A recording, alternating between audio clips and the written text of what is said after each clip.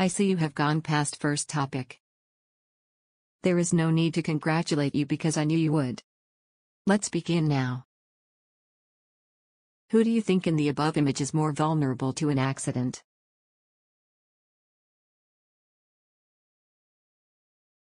Of course, the one without a helmet. He has left himself exposed by not taking adequate security measures. The image in the previous screen defines vulnerability.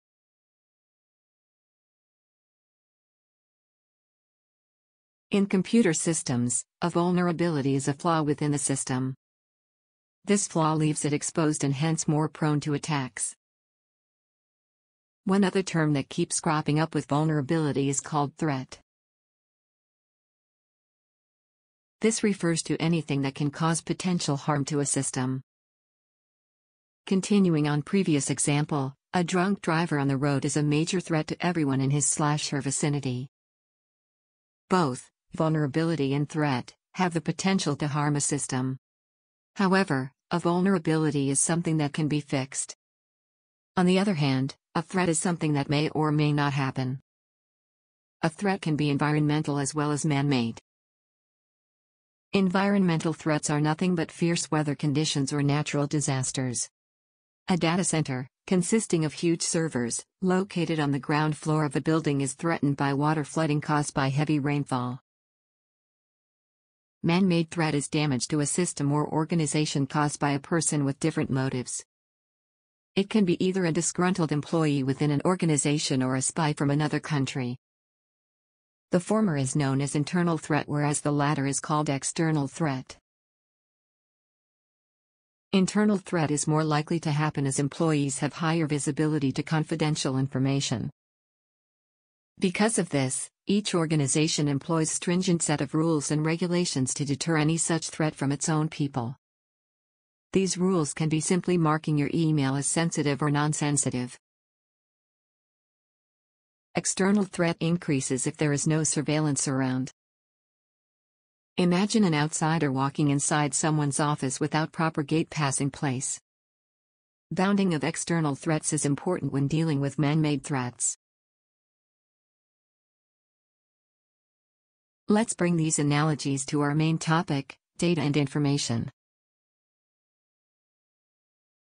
By leaving the systems unlocked, an employee lets important information vulnerable. Another example could be companies posting financial information on their Facebook page. These are flaws that can be easily fixed with appropriate measures. These appropriate measures are required in order to secure data. American President Franklin Roosevelt gave his nod for Manhattan Project in the late 1930s. This project was aimed at building nuclear weapons.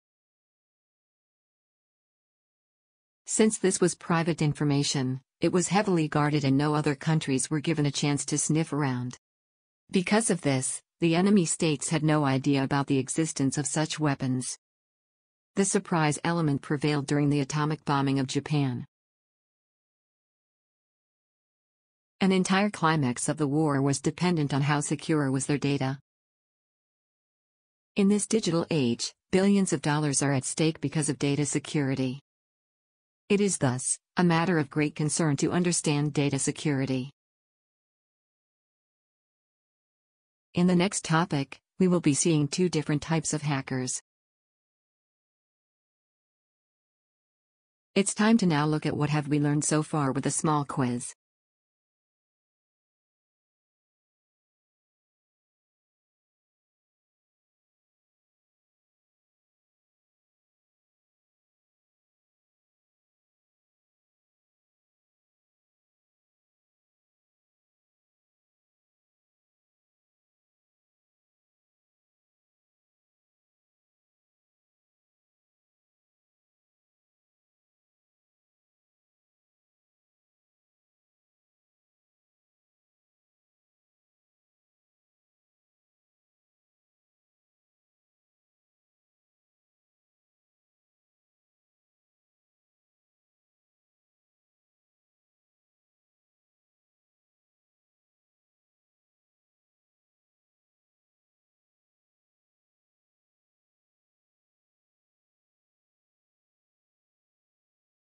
This completes our topic on understanding threats and vulnerabilities. That is all.